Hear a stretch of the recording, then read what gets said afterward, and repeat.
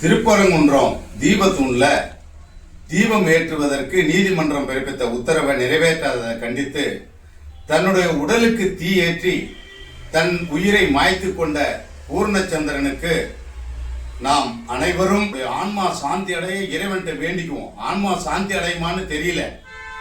ஏன்னா நம்மளுடைய இந்துக்கள் இனி இந்த மாதிரியான ஒரு முடிவை எடுக்கக்கூடாது அப்படிங்கிறத அனைவருடைய பாதங்களையும் பணிந்து நான் கேட்டுக்கிறேன். அதாவது நம்மளுடைய இந்துக்கள்லாம் சமணர்களுடைய வாது போருக்கு அஞ்சாத இந்துக்கள், முகலாயர்களுடைய மோது போருக்கு அஞ்சாத இந்துக்கள், ஆங்கிலேயர்களுடைய பீரங்கி குண்டுக்கு அஞ்சாத இந்துக்கள் இந்த இந்து விரோத திராவிடத்துக்கு அஞ்சி யாரும் இனி தற்கொலை செய்து கொள்ள கூடாது. பூர்ணச்சந்திரன் அவர்களுடைய உடலில் பற்ற வைத்த தீ இந்துக்களுடைய மனதில் கொழுந்து விட்டு எரிந்து கொண்டிருக்கிறது.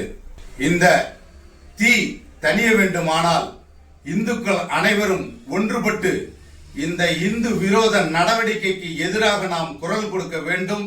நாம் அனைவரும் ஒன்றிணைய வேண்டும் என்று உங்களை கேட்டுக்கொள்கிறேன்.